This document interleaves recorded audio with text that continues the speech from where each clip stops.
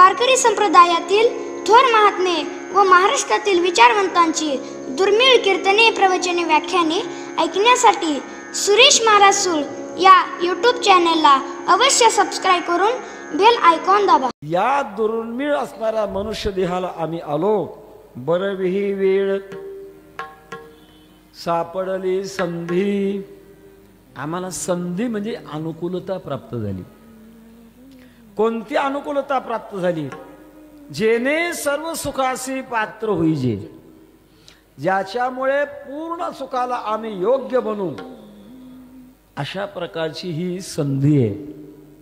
हो, एक सांगतो, संधी निर्माण करता येत नाही, संधीचा फायदा घेता येतो। पुन्हा वाक्य सांगतो, संधी निर्माण करता येत नाही, संधीचा फायदा घेता येतो।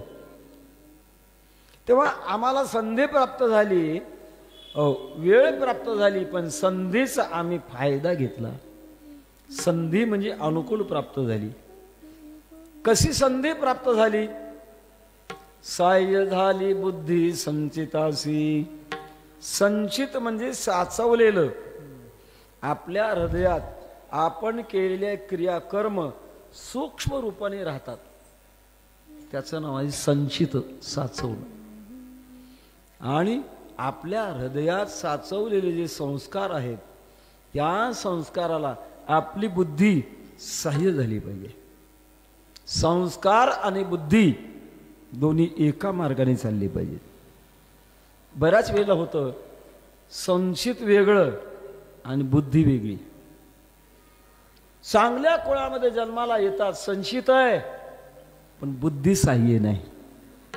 आम्ही सांगत असतो, काही कुलीन असतात पण शालीन नसतात, काही शालीन असतात कुलीन नसतात, काही कुलीनही नसतात शालीनही नसतात, आणि काही कुलीनही असतात शालीनही असतात।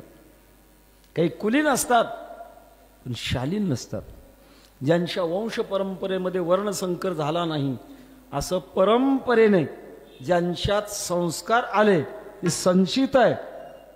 पण आपल्याला कल्पना आहे, बरीच चांगली कुळवान माणसं पण नको ते धंदे करतात, कुलीन आहेत, शालीन नाहीत। काही शालीन आहेत, कुलीन नाहीत। उदाहरणार्थ विदुर काका। विदुर काका हे दासीपुत्र होते, पण शालीन एवढे होते की दुर्योधनाचा राजोपचार डावलून कण्या खाण्याकरता युद्ध काय आले। का? शालीन होते। काही कुलीनही असतात, शालीनही असतात। आपण जे संचित साठवलेलं आहे, त्याला बुद्धी आपली सहाय्य झाली पाहिजे। तुकोबारांचा सहाय्य झाली बुद्धी संचितासी। कदाचित बुद्धी बाजूला जाते महाराज। एक आम्ही गंमत सांगतो, वैकुंठवाशी हरिभक्तीपरायण खंदारकर महाराज सांगायचे, एक मोठं खेडे गावात कुटुंब होतं। अलीकडे आमच्या प्रवासामध्ये आम्हाला पाहायला मिळतं, एका एका घरामध्ये 40-40 माणसं गुण्या गोविंदानं नांदतात। जुनी संस्कृती आपली, कोणाची तक्रार नाही, असं मोठं कुटुंब। आणि त्या कुटुंबामध्ये 5-6 मुलं अशा वयाची, शाळा शिकण्याच्या वयाची। खेडेगाव, शाळा चांगली नव्हती। घर मालकाने विचार केला, यांची चांगली शाळा झाली पाहिजे, शिक्षण झालं पाहिजे। जिथं चांगली शाळा आहे त्या शहरामध्ये खोली करून ठेवलं। त्या काळात मेस नव्हत्या, घरामध्ये एक आजीबाई होत्या, काही काम नव्हतं त्यांना। आजीबाईंना त्या मुलांना खाऊ घालण्याकरता ठेवलं शहरात। शाळा सुरू झाली, शाळेची वेळ सकाळी 10 ते 5, पण मुलं मात्र घरी येताना रात्री 8 वाजता यायची। आजीबाई विचारायची, का रे 5 वाजता शाळा सुटली तुम्ही 8 वाजता येता? मुलांनी सांगायचं, आजी गुरुजींनी होमवर्क सांगितला होता, मित्राच्या घरी गेलो लिहायला। खोटं बोलायला पटायत, पण एक लक्षात ठेवण्यासारखी गोष्ट आहे, फार काळ खोटं खपत नसतं, कधीतरी उघडं पडतं। आजीबाईला कळालं, मुलं शाळा सुटल्यानंतर पिक्चरला जातात, सिनेमाला जातात। मुलं पुढे घेतले, हजेरी घेतली. का रे, तुम्हाला शाळा शिकण्याकरता ठेवलंय का सिनेमा पाहण्याकरता ठेवलंय? तुमच्या बापाला बोलून घेईन आणि खेळ लावली. मुलं विचार करू लागली, आता काय करणार, सिनेमाचं सुख तर सोडू वाटत नाही आणि आजीबाई तर आडवं आल्याशिवाय राहत नाही.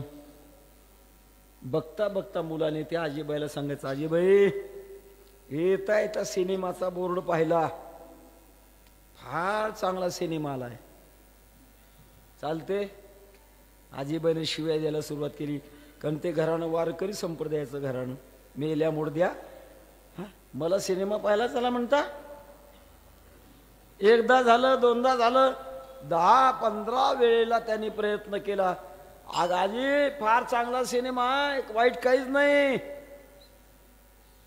आजीबाईच्या मनात बदल झाला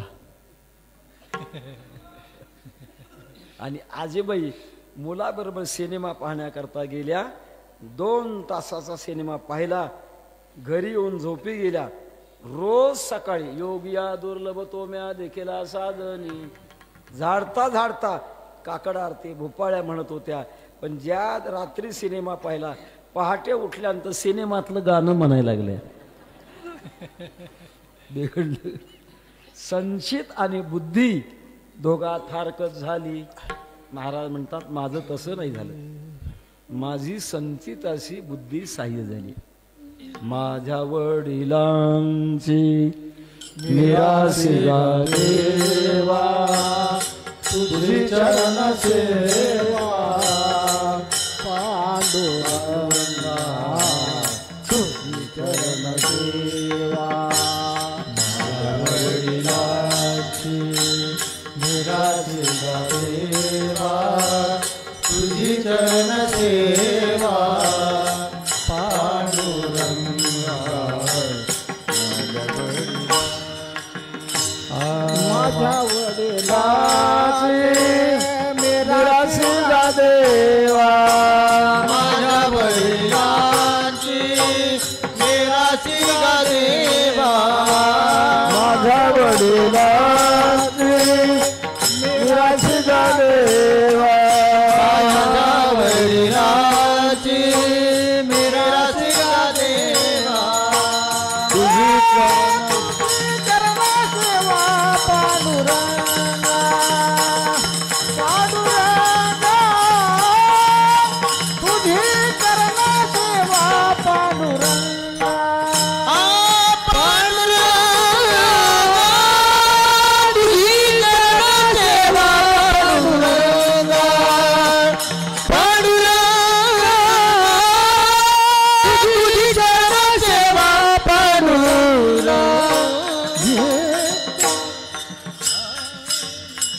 पांडुरंगा, आमच्या वाडवडिलाची मिरास आहे, सहज वडिला होती सेवा, म्हणून पूजितो या देवा. साह्य झाली बुद्धी संचितासी, साचवलेले संस्कार आणि बुद्धी दोन्ही एक झाले. पुढं काय झालं? अभंगाच्या दुसऱ्या चरणात येणे पंथ माझे चालली पाऊले, येणे पंथ माझे चालली पाऊले, येणे पंथ माझी चालली पाऊले, येणे पंथ माझी चालली पाऊले, येणे पंथ माझे चालली पाऊले, येणे पंथ माझे चालली पाऊले, येणे पंथ माझी चालली पाऊले, येणे पंथ माझी चालली पाऊले. दर्शन झाले, दर्शन झाले संता पाये, येणे पंथ माझे चालली पाऊले, येणे पंथ माझे चालली पाऊले. दर्शन झाले, दर्शन पाये, दर्शन पाये, येणे पंथ माझे चालली पंत माझी चालली पाऊले येणे पंथ माझी चालले पाऊले येणे पंथ माझी चालले पाऊले येणे पंत माझी चालली पाऊले येणे पंत माझी चालली पाऊले दर्शन झाले संत पायी दर्शन झाले संत पायी दर्शन झाले संत पायी दर्शन झाले संत पायी पंथे माझी चालले पाऊले येणे पंथे माझी चालले पाऊले येणे पंते माझी चालली पाऊले येणे पंते माझी चालली पाऊले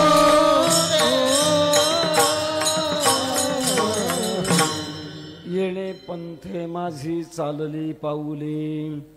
येणे शब्द आहे, तेने नाही, येणे. हा कोणता पंथ आहे? वेदाच्या माध्यमातून शास्त्रकाराने आपलं स्वतंत्र ज्ञान काढलं आणि सर्वांचा समन्वय करून संतांनी एक पंथ जगाला दाखवला. हो. अनंत शास्त्रम बहुलाश्य विद्या अल्पश्च कालो भवश्च विघ्ना. यत्सारभूतम तदुपासनीयम हंसो यथा क्षीर मिवांब मध्यात. शास्त्र खूप आहेत, विद्या भरपूर आहेत, काळ थोडा आहे. याच्याकरता जसा हंस दूध पाणी एकत्र केल्यानंतर त्यातलं फक्त दूध घेतो, त्याला हंस क्षीर न्याय म्हणतात. त्याप्रमाणे आपल्या संतांनी याच्यातलं एक तात्पर्य काढलं. वेदे रामायणे चैव पुराणे भारते तथा आदौ मध्ये तथा शांते हरी सर्वत्र गीयते. सगळ्याचं सार एकच आहे, फक्त भगवान परमात्म्याची शरणागती करावी, हे सगळ्यांचं सार आहे. आणि सारभूत असणारा हा पंथ सर्वांना झेपण्यासारखा आहे. तसं रस्ते अनेक आहेत. परमात्म्याच्या आनंदाकरता उपायाची नाही वाणी येत. ज्ञानोबा म्हणतात उपायाला कमतरता नाही.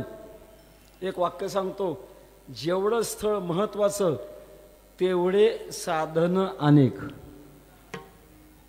जेवढं स्थळ महत्वाचं तेवढं साधन अनेक. मुंबईसारखं शहर आहे आपल्या महाराष्ट्राचं.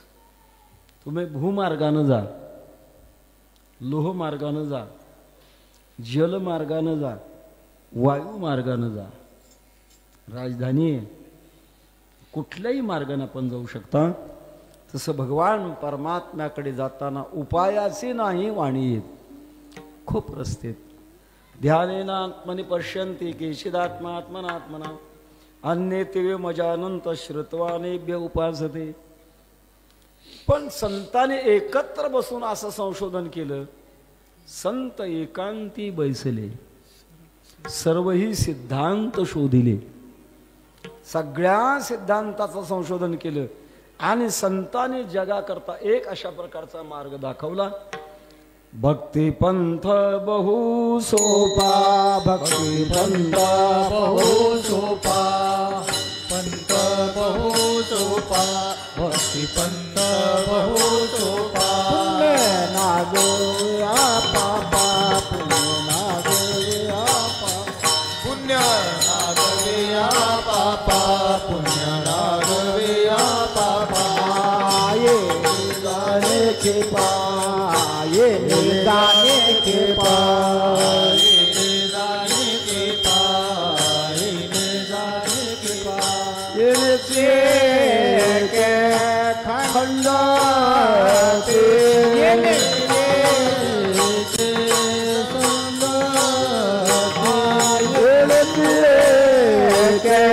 खंड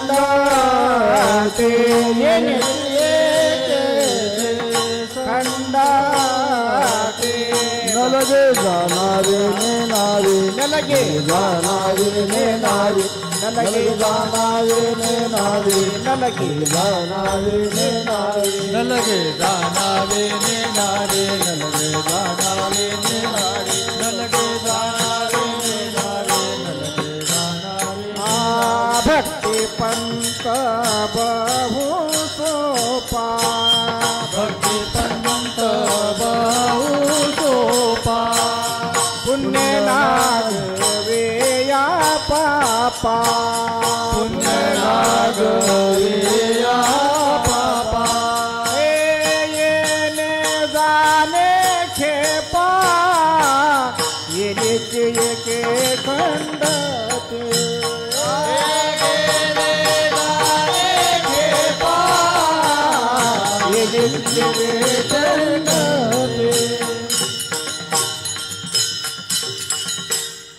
भक्तिपंत बहु सोपा पुण्य नागविया पापा येणे जाणे खेपा येण्याची एके खंडती. महाराजांचं एक अभंग आहे. मोडोन या वाटा सूक्ष्म दुस्तर केला राज्यभार चाली ऐसा. कर्माची वाट सूक्ष्म आहे आणि योगाची वाट दुस्तर आहे. कर्मामध्ये प्रत्येकाने संध्या केली पाहिजे. आणि संध्या करत असताना त्रैवर्णिकाने संध्या करावी असं शास्त्र आहे. क्षत्रिय आणि वैश्याने 3 नामाची संध्या करायची. केशवाय नमः, नारायणाय नमः, माधवाय नमः. संध्या करत असताना आचमन घ्यावं लागतं. आणि आचमन घेताना पाणी एवढं घ्यायचं ज्या पाण्यात उडीद भिजल एवढंच पाणी घ्यायचं. अधिक जर घेतलं दारू पिण्याचा दोष लागतो. कर्म सूक्ष्म आहे फार महाराज. मंत्रोहीन स्वरतो वर्णतोवा. योग मार्ग कठीण आहे. न साधे हा मार्ग ऐसे बोलती मुनिजन. क्लेशोधिकतरस्तेषाम अव्यक्ता सत्तचेतसाम अव्यक्ता हि गतिर दुःखम देहवत भिरवाप्यते. ज्यांच्या बाबतीमध्ये आम्ही मगाशी बोलून गेलो, स्वानंद सोन्याशी सद्गुरू जोग महाराज हे पहिलवान होते. पहिलवान महाराष्ट्रात त्यांच्याबरोबर कुस्ती खेळणारा नव्हता कोणी.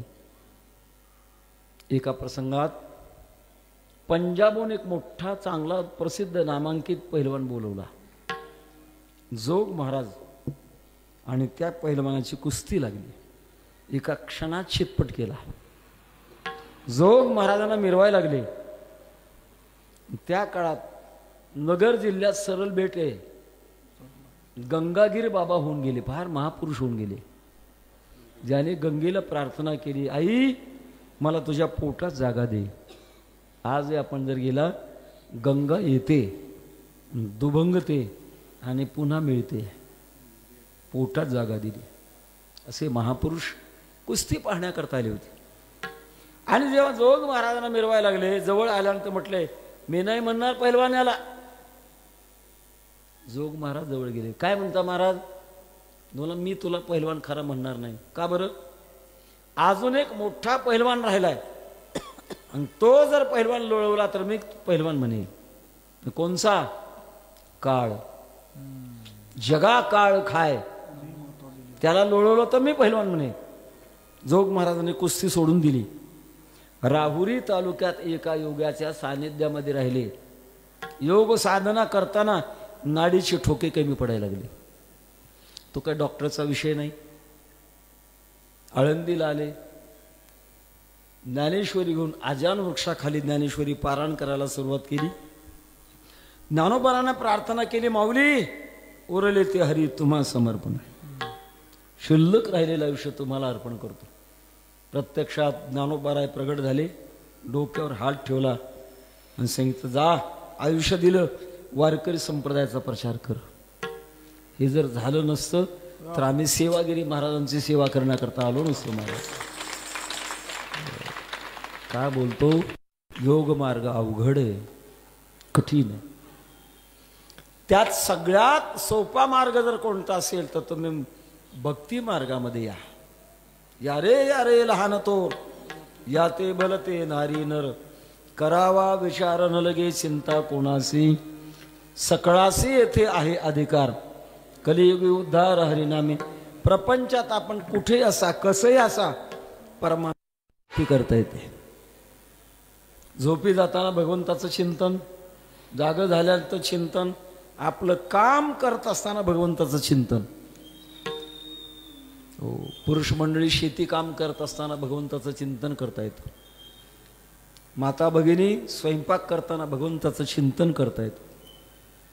परमात्मा चिंतन करता करता जर स्वयंपाक तयार झाला तर ते अत्यंत पवित्र अन्न होतं.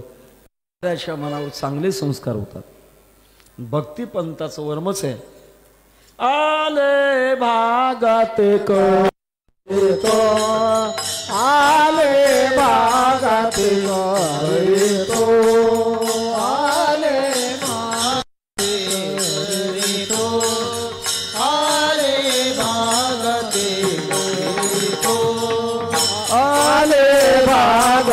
कळतो, आले भागात कळतो, आले भागात कळतो, आले भागात कळतो. तुझे नाम येणे पंथे माझी चालली पाऊले. आपण चालत असताना योग्य रस्ता आहे का खात्री पाहिजे. हो. पुसेगावला येत असताना कुठेतरी बोर्ड पाहिजे बाण दाखवलेला, पुसेगाव 20 किलोमीटर. खात्री पडते आपण चुकलो नाही. रस्त्यामध्ये पाऊल खुणा लागतात की जे पाहिल्यानंतर आपल्या मनाला खात्री पडते. तसं भक्ती मार्गामध्ये पाऊल खुणा आहे. गुरुदेव रानडे म्हणतात, ज्याचा भक्ती मार्ग पुढे गेलाय अशा महापुरुषाला उन्हाळ्यात भर दिवसा दुपारी आकाशात चांदण्या दिसतात. एका बाजूला सूर्य दुपारी आहे आणि अशा वेळेला चांदण्या दिसतात. वाटचाल झाली आहे. वाटचाल करता करता कोणी जवळ नाही आणि अनाहत ध्वनीचं श्रवण होतं. पायातल्या पैंजनाचा आवाज जसा व्हावा तसा आवाज ऐकू येतो. चालता चालता जवळ कोणी नाही, शंख वाजवल्याचा आवाज येतो. कोणी नाही, घंटा वाजवल्याचा आवाज येतो. कोणी नाही, मेघ गर्जना झाल्याचा आवाज येतो. हे सगळे आवाज अनाहत ध्वनी आहे. वैराग्य रागरसी गोरोबा काकाने याचे 10 प्रकार सांगितलेत. जय झंगट नावाचा अभंग आहे, त्यात 10 प्रकार आहेत. समजायचं आपण बरोबर चाललोय. आणि जाता जाता शेवटचा टप्पा, दर्शन झाले संतापायी. संतांचं दर्शन झालं की समजायचं आपला रस्ता चुकला नाही. संतांचं दर्शन अत्यंत कठीण आहे. फार मोठी साधना करावी लागते तेव्हा संतांचं दर्शन होतं. कदाचित परमात्मा दर्शन अगोदर होईल, पण संतांचं दर्शन होण्याकरता अधिक साधना लागते. महाराज म्हणतात, मला संतांचं दर्शन झालं. दर्शन म्हणजे पाहणे, नुसतं पाहणे नाही, पाहिल्यानंतर आपल्या हृदयापर्यंत परिणाम होणं, याचं नाव आहे दर्शन. केव्हा होतं दर्शन? जेव्हा आपल्यात योग्यता प्राप्त झाली मग संतांचं दर्शन होत असतं. 2 गोष्टी आहेत, अधिकार वेगळा आणि योग्यता वेगळी. आपल्या भारत देशाचा पंतप्रधान होण्याचा अधिकार कोणाला, असा जर कोणी प्रश्न केला तर त्याचं उत्तर आहे, भारतीय संविधानाने या देशात जन्माला आलेल्या कुठल्याही नागरिकाला देशाचा पंतप्रधान होण्याचा अधिकार आहे, पण योग्यता नाही. ज्याच्या बाजूने खासदार अधिकृत मत त्याला देतात त्यांची योग्यता आहे. पण अधिकार असणं वेगळं आणि योग्यता असणं. अधिकार जन्माने मिळतो आणि योग्यता कमवावी लागते. एक दृष्टांत आठवला मला. रामदास स्वामी भिक्षा मागायची आणि एका घरी भिक्षा मागण्याकरता गेले. घर मालकीन भाविक होत्या. भिक्षा घातली, दर्शन घेतलं आणि विनंती केली, स्वामी या जन्म मरणाच्या तडाख्यात किती दिवस काढू, मला ब्रह्मज्ञान सांगा. ब्रह्मज्ञानाच्या नंतर मी जन्म मरणाच्या पलीकडे जाणार आहे. रामदास स्वामींनी सांगितलं, बाईसाहेब आज गडबड आहे, उद्या सांगतो. उद्या सांगा, आपल्याला ब्रह्मज्ञान मिळणार आहे. पण त्या घर मालकीनीनं सुंदर खीर तयार केली. भिक्षेची वेळ झाली. रामदास स्वामी निघाले, कमंडलू हातामध्ये घेतलं, रस्त्यात पडलेलं गाईचं शेण थोडं कमंडलू टाकलं, काही खडे टाकले, काही कचरा टाकला आणि काल जिथं भिक्षा मागितली तिथं जय जय रघुवीर समर्थ. मालकिनीनं आनंदाने, घर मालकिनीनं ते खीर भांड्यात आणली. स्वामी कशात भरू? रामदास स्वामीने ते कमंडलू पुढे ठेवलं. घर मालकिनीनं पाहिलं, त्याच्यात खडे आहेत, कचरा आहे, शेण आहे. सांगितलं, स्वामी इतकी चांगली बनवलेली खीर आणि अशा घाण कमंडलूमध्ये कशी भरू? रामदास स्वामीने विचारलं, बाई खीर जर घाण कमंडलूमध्ये भरता येत नाही तर ब्रह्मज्ञान काय कोणालाही सांगता येतं का? योग्यता लागते त्याला, योग्यता. आणि ती योग्यता कमवावी लागत असे. अशी योग्यता कमवल्यानंतर संत दर्शन देतात. संतांचं दर्शन फुकट नाही, सहजासहजी होत नाही. ती या पंथाने मी चाललो आणि चालत असल्यामुळे माझ्यात योग्यता प्राप्त झाली. संतांनी मला दर्शन दिलं.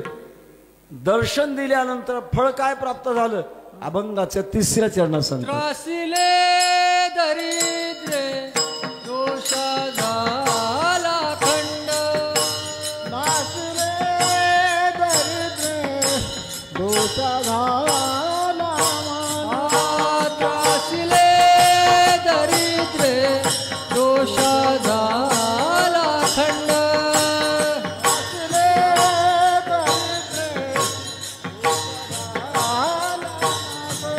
त्याची काळे पिंड पुनित झाला. त्याची काळे पिंड पुनित झाला. येणे पंथे माझी चाली पाऊले. येणे पंथे माझी चालली पाऊले. त्याची काळे पिंड पुनित झाला. त्याची काळे पिंड पुनित झाला. हे पंथे माझी चालली पाऊले. हे पंथे माझी चालली पाऊले. विठोबा रखुमाई विठोबा रखुमाई विठोबा रखुमाई विठोबा रखुमाई विठोबा रखुमाई रखुमाई जय जय विठोबा रखुमाई विठोबा रखुमाई जय जय विठोबा रखुमाई विठोबा रखुमाई जय जय विठोबा रखुमाई विठोबा रखुमाई जय जय विठोबा रखुमाई जय जय विठोबा रखुमाई जय जय विठोबा रखुमाई जय जय हरि विठ्ठल श्री ज्ञानदेव पंढरीनाथ भगवान की जय. माऊली ज्ञानेश्वर महाराज की जय. जगद्गुरु तुकाराम महाराज की जय. सेवागिरी महाराज की, सद्गुरु वेद महाराज की जय. सब संतां की जय. धोबार कुमार धोबार कुमार धोबार कुमार धोबार कुमार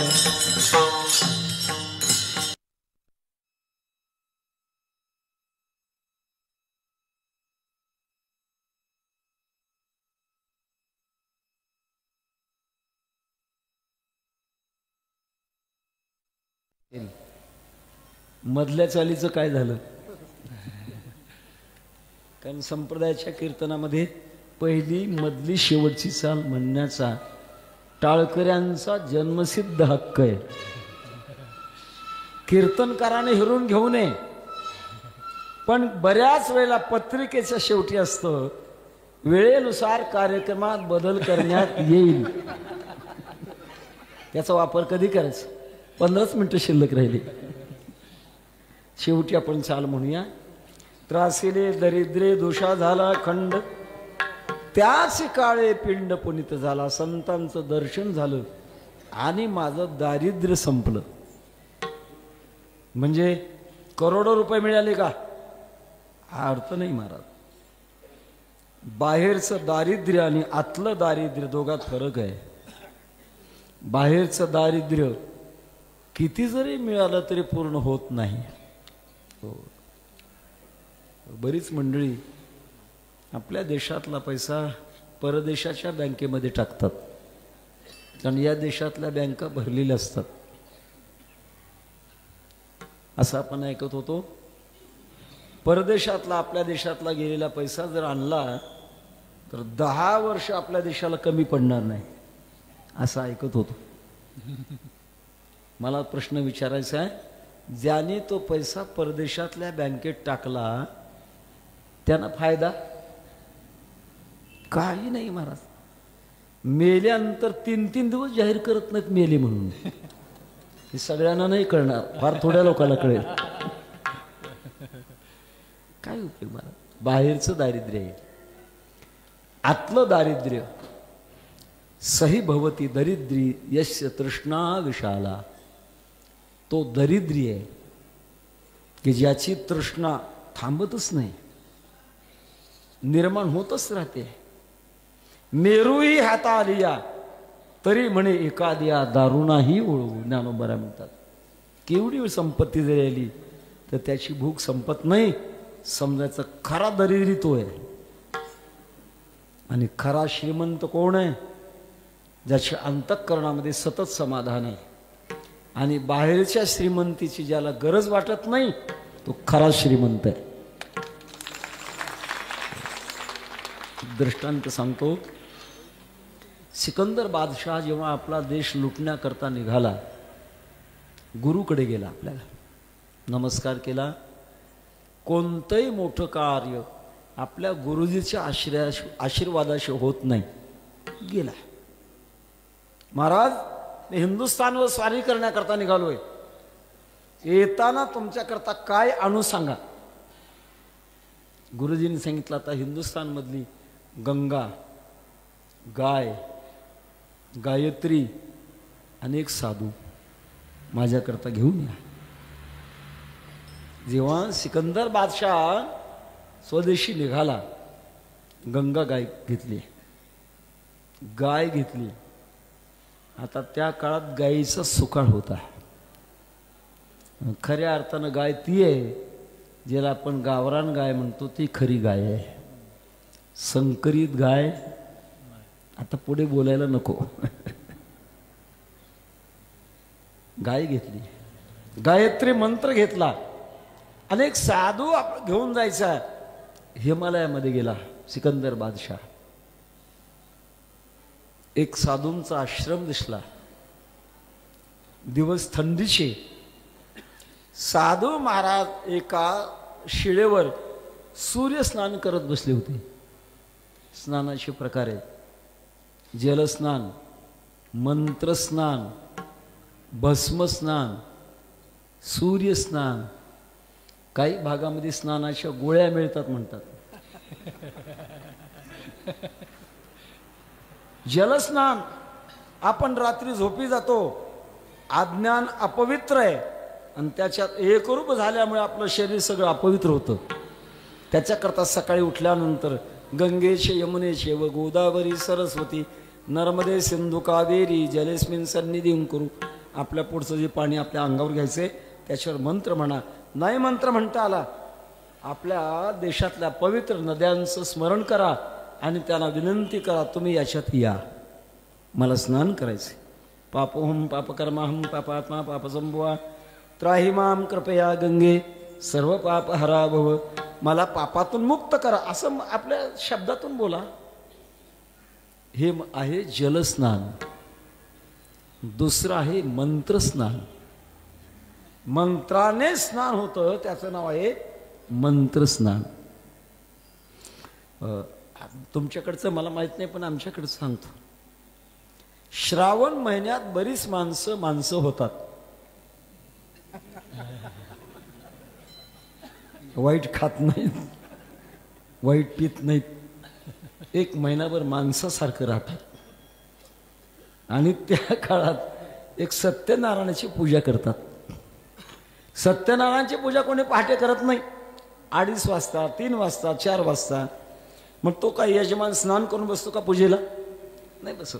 मग आपले ब्राह्मणदेव सांगतात, फुलाने अंगावर पाणी शिंपडून घ्या.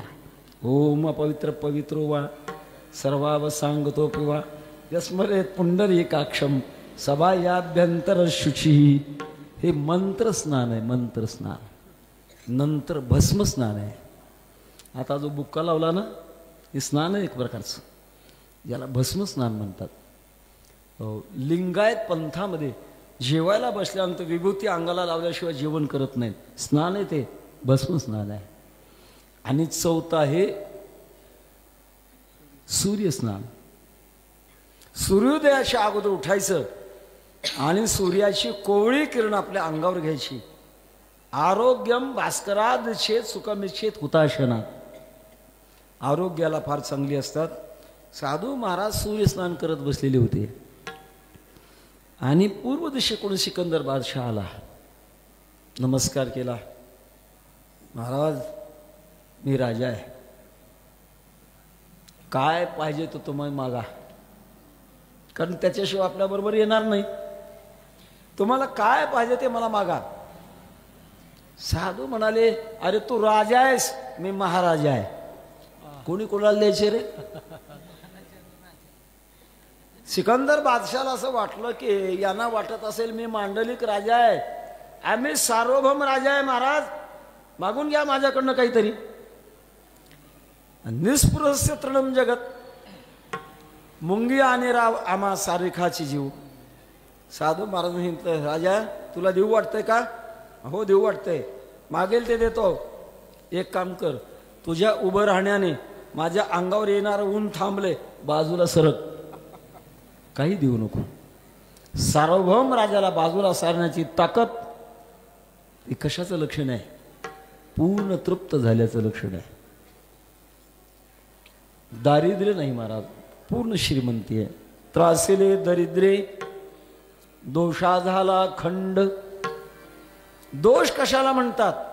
दोषायच्या नावे देहाचा आदर, विटाळले अंतर अहंभावे, विटाळले अंतर अहंभावे, विटाळले अंतर अहंभावे.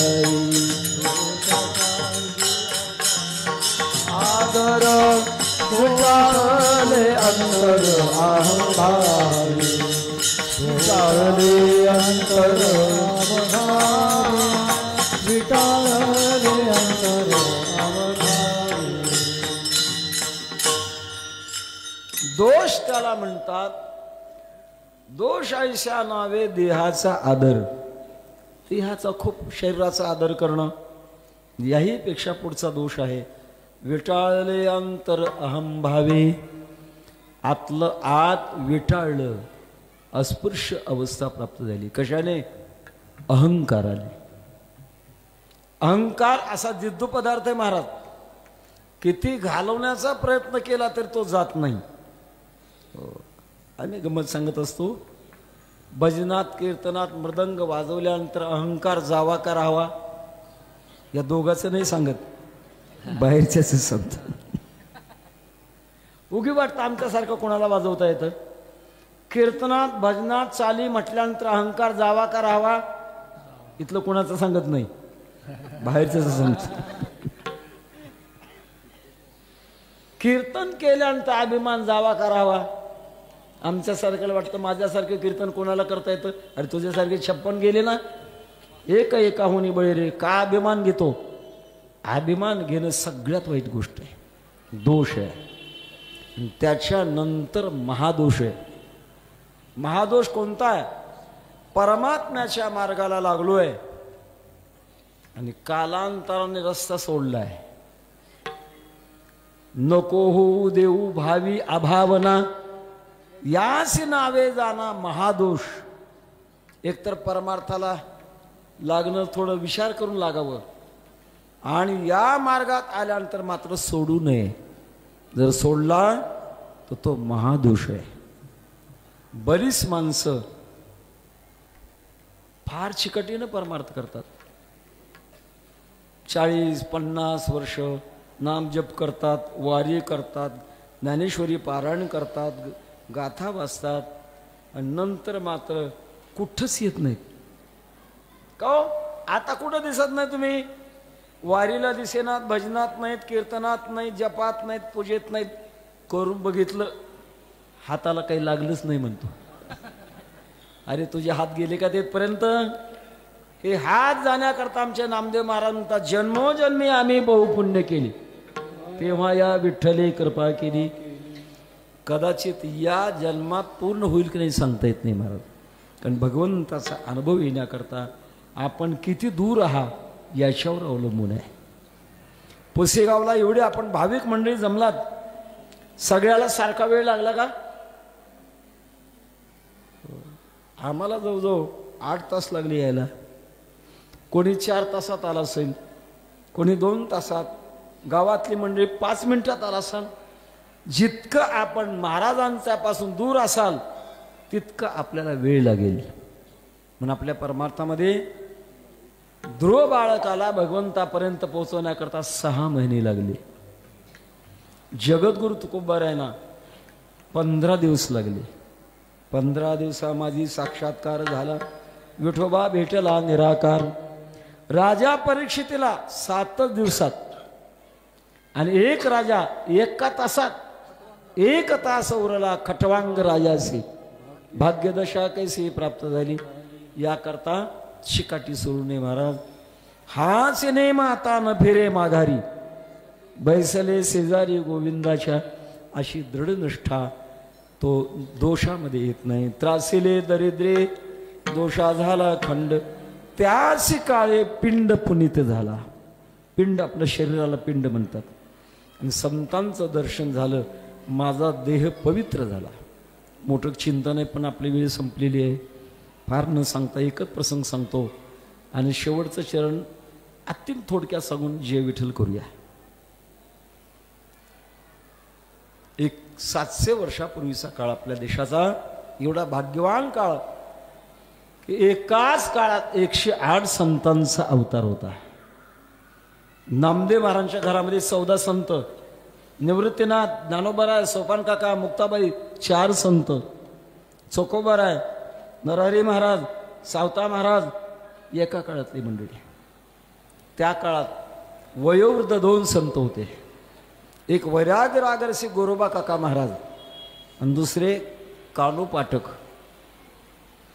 कानू पाठक हे वयोवृद्ध होते. त्या काळच्या राजाला असं समजलं की कानू पाठकांच्याकडे परीस आहे. कानू पाठकांना दरबारात बोलून घेतलं. महाराज तुमच्याकडे परीस आहे म्हणतात. जो लोखंडाला चिटकवला की सोनं बनतं. तुम्हाला काय करायचं आहे?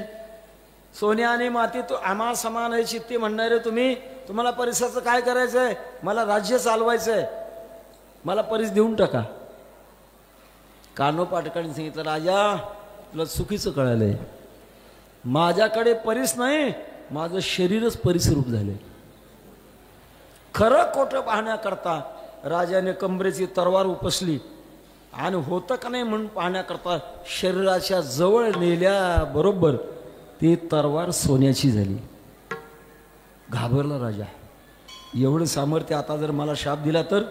लागलीच नमस्कार केला आणि सांगितलं, महाराज तुमचं आतापर्यंत आडनाव होतं पाठक. या प्रसंगामुळे तुमच्या आडनावाच्या अगोदर एक नाव जोडलं जाईल, ते म्हणजे राज पाठक. अजूनही त्यांची परंपरा पुण्याला आहे. ज्ञानोबरांच्या समाधी सोहळ्याच्या दिवशी समाधीपुढे कीर्तन करण्याचा मान राजपाटकांना आहे. का? त्याची काळे पिंड पुनीत झाला, शरीरात बदल होतो संतांच्या दर्शन झाल्यानंतर. म्हणून येणे पंथे माझी चालली पाऊले, दर्शन झाले संतापायी. महाराज अजून काही शिल्लक राहिलं का? तुकोबरा म्हणतात आता काही शिल्लक राहिलं नाही. शेवटच्या चरणात सांगतो तुका म्हणे झाला ओघाव्या पार, तुका म्हणे झाला ओघाव्या पार, तुका म्हणे झाला अवघाव्या पार, तुका म्हणे झाला अवघाव्या पार, तुका म्हणे झाला ओघाव्या पार, तुका म्हणे झाला ओघाव्या पार, तुका म्हणे झाला अवघाव्या पार, तुका म्हणे झाला अवघाव्या पार. आली रे झाड फळाची हे, आली रे झाड फळाची हे, पंते माझे चालले पाऊले, येणे पंते माझे चालले पाऊले.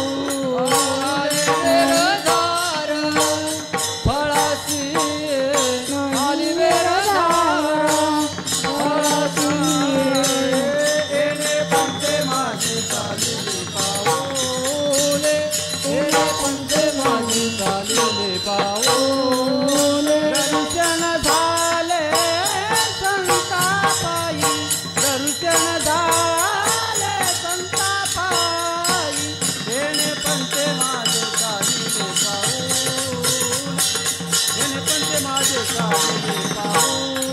दर्शन झाले संतापायी, दर्शन झाले संतापायी, येणे पंते माझे चालले पाऊले, येणे पंते माझे चालले पाऊले.